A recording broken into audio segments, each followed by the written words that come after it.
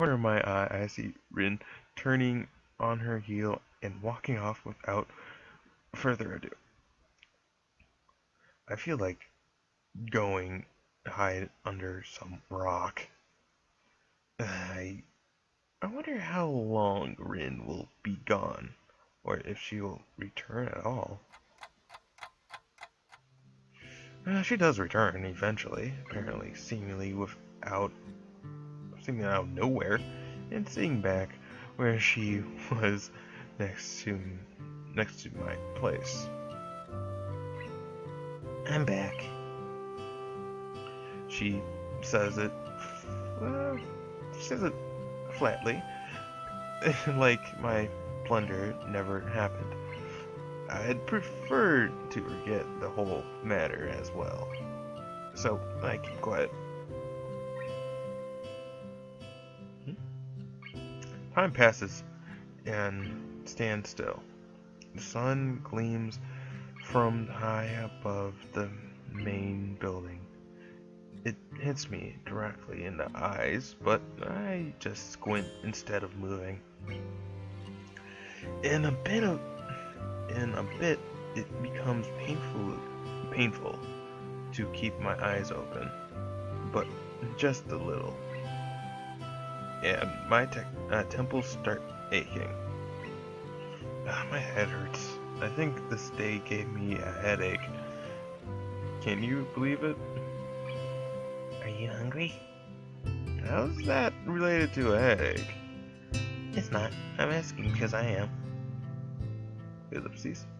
Her obvious seriousness melts my irritation of its ridiculousness, and I find the corners of my mouth turning slightly upwards again. You know what? So am I. I'll go get some food for us. What do you want? My treat. Doesn't matter. I return with the food. I give one portion to Ren, taking the other for myself, and we dig in without a word. Rin looks upwards, the fork hanging out the corner of her mouth. What are clouds? Other than, water. I always thought they were thoughts of the sky or something like that, because you can't touch them. You thought like that when you were a kid? No, last week. Maybe because sometimes my thoughts feel like clouds, fluffy and white and slow. Like the sky was in my mind. Like my mind was the sky. The sky of your mind. Close your eyes and think of sky. You won't be able to think of anything else until you stop. Okay. I try it. It works. Magic? Opening my eyes, I see Rin studying me with her eyes. It feels uncomfortable because she doesn't say anything. I turn away. Clouds are water, evaporated water.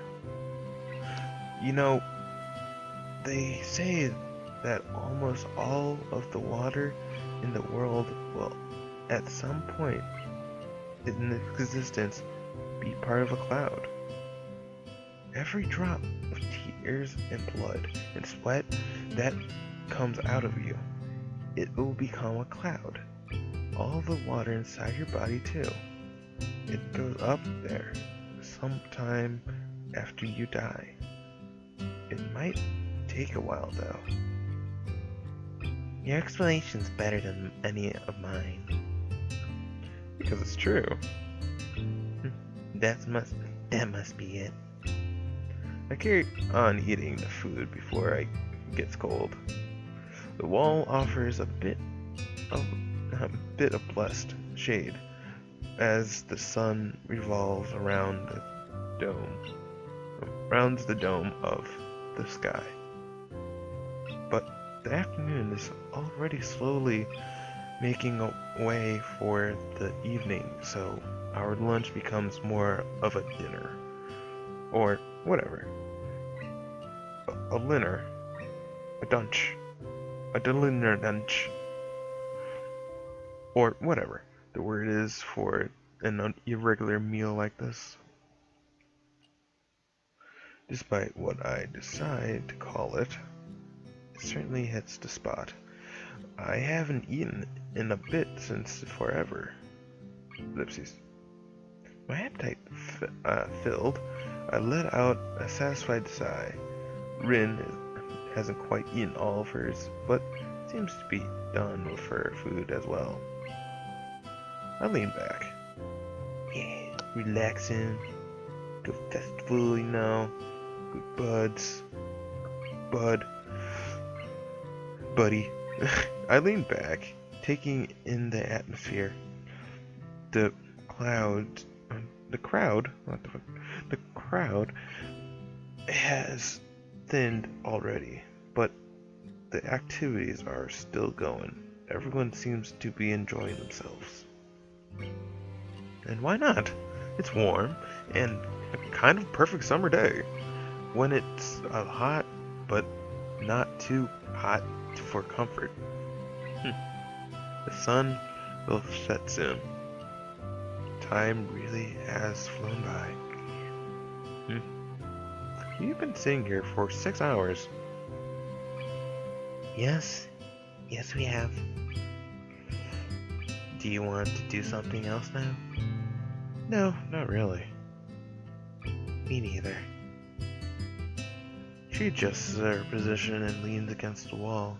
I follow her lead, relaxing my own body.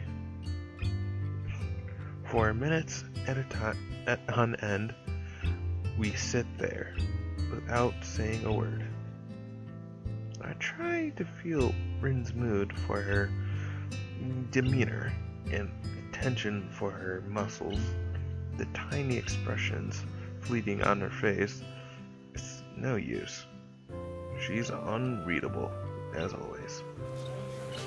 The crowd swells to and fro, people happily chattering with each other. Very few people pay real attention to the mural, and even less to us. I fiddle with a few odd petals absent-mindedly. The act of doing something just for the sake of doing something, the pinnacle of idleness. Inch by inch, the sun creeps lower and lower towards the tree line, changing the color of the sky close to the horizon, from golden yellow to orange and red, as the movement of the sun draws near. I feel like my stomach is filled with lead after eating so heavily, but the brick wall feels surprisingly comfortable against my back. I try to fight against the drowsy feeling that is overwhelming me to no avail. Sleep.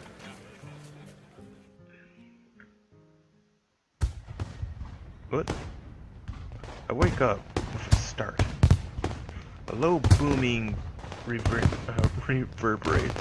through the school grounds after images of bright sparks flash through my vision like stars.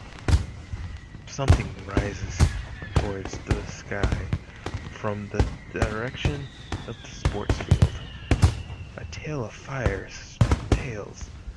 trails, God damn it, behind it, until a burst of red and yellow flame lights the sky high above the school with another loud boom.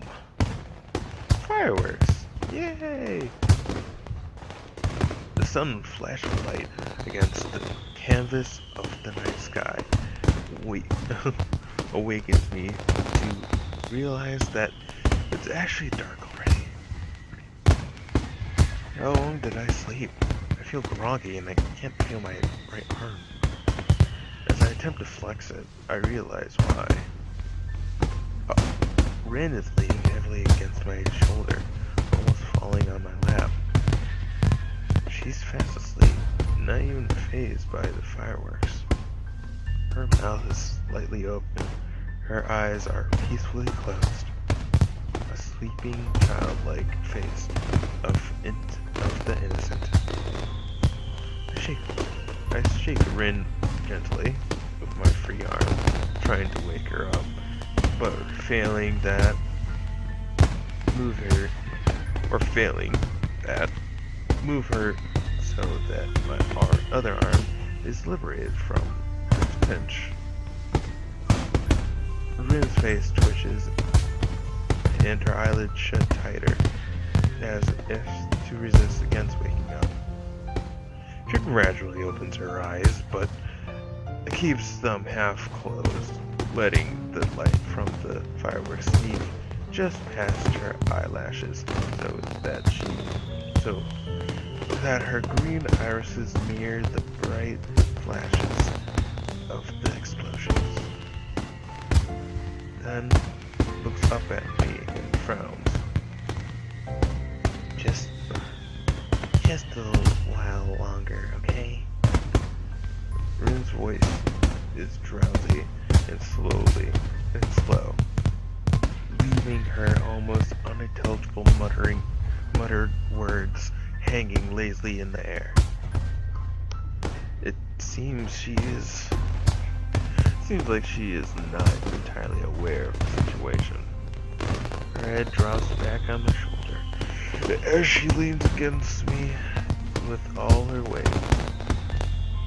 She snuggles against my side, trying to make herself comfortable, but making me feel very uncomfortable by the same time.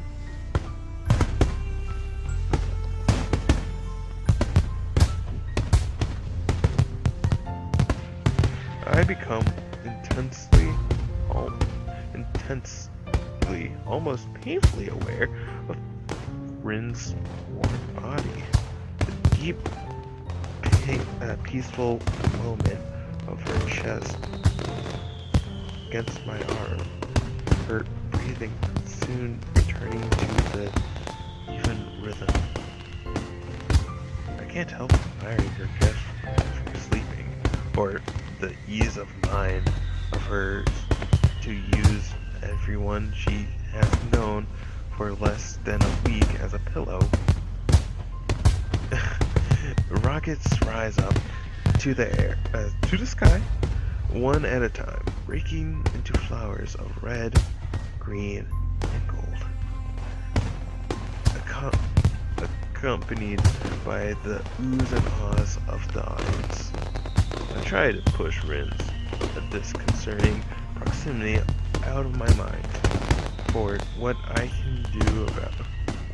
can I do about it? I just hope her short while really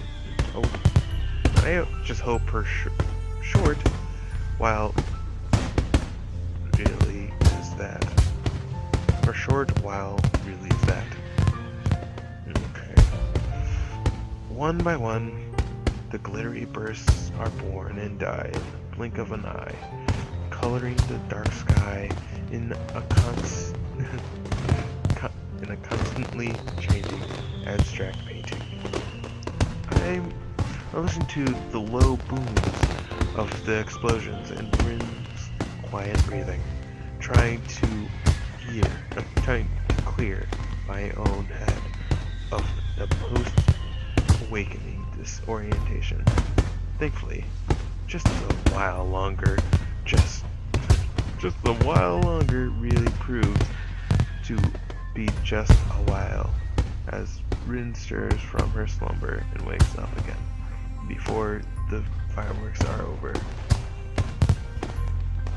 I fell asleep. She finally opens her eyes completely and blinks a few times. You fell asleep on the top of me twice. You didn't like it? Well, despite the inconclusive stammering, Rin sits straight up, drawing herself away from me. Well, you are heavy. It's a lie. She weighs next to nothing. But I have to get a jab back at her, even if it's under the belt.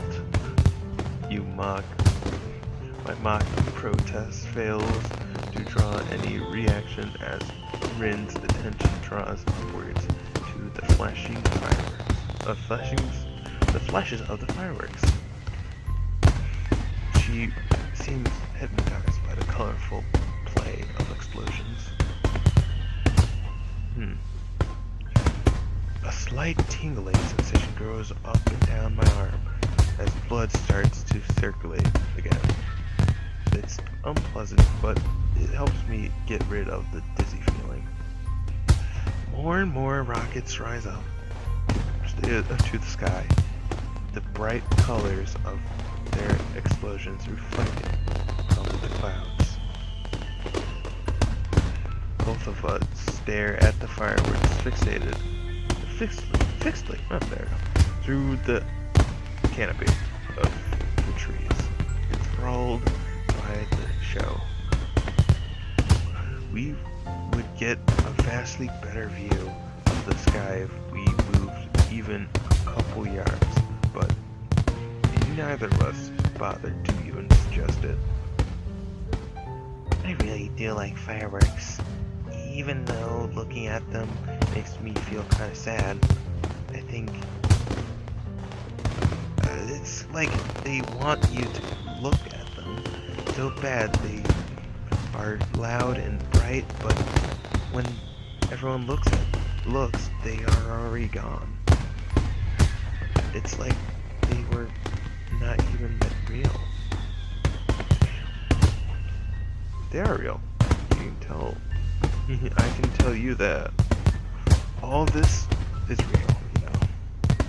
No, actually it's an visual novel, so not really real. But to you, it's real. If you think about it, nothing really lasts for long. Even something like my life or yours is just a blink of an eye in the history of everything. Just like one of those rockets. Poof. We're gone. But we're here, aren't we? Yeah, this is reality. Rin sitting next to me, the loud bangs of the fireworks, the vast unlimited sky. These things are definitely real, even though they won't stay here forever. I feel warm inside. I wonder if it's because Rin is so close to me, or just the feeling of being alive. I don't really know what I should do next. What to say next. It's alright. Maybe I'm just talking to myself. But, you know, fireworks are pretty. But in the end, isn't it somehow silly to spend so much money on a fraction of a second worth of a pretty sparkles? Rin rips her gaze off the still ongoing spectacle and leans backwards, looks at me and with a repulsed face. Wow, I never expected you to be such a cynic. Cynic is a pretty harsh word. Rather than that, I think of myself as a realist. That's what cynical people say. Isn't a realist just a word, the word for what a cynic calls himself? Rin knows what I'm talking about. The final rockets goes out with a bang, a silver and blue leaving the ground eerily silent for a moment until the crowd starts moving towards the main gate like a like a cattle herd. Wisps of gray smoke drift towards the dorms from the sports field. The pungent, sulphurous smell of gunpowder it carries along feels like it sticks in my hair and clothes. Was that it? I think so. I stand up and stretch my sore back. Sleeping against brick wall isn't such a good idea after all. Rin stands up as well and turns to face me with an expectant gaze on her head, on her tired features. Although she seems to have trouble focusing her eyes, she is looking straight at me. Something I feel has not occurred too often in the past week. So I suddenly realize we have had been almost on a date here, as if by accident, even if we did nothing. But it wasn't. So why is blood rushing to my cheeks and my speech stammering? I don't know what I should say, especially since it seems Rin is waiting for me to say something. But luckily, she solves my problem for me. Good night, Hisao. She gives me one more lingering look, measuring me from tip to toe, turning around on her heel, and skips off, disappearing into the crowd. Okay, good night. I'm left standing there, giving my response to the cooling night air. Sigh. The festival turned out to be nothing like I expected. I ended up spending all day in one spot with Rin, even though neither of us agreed on, nor suggested that we do anything. I just didn't have anything better to do, and evidently neither did she. Rin's warmth lingers for a while longer in my body before disappearing into the falling night. Here we go.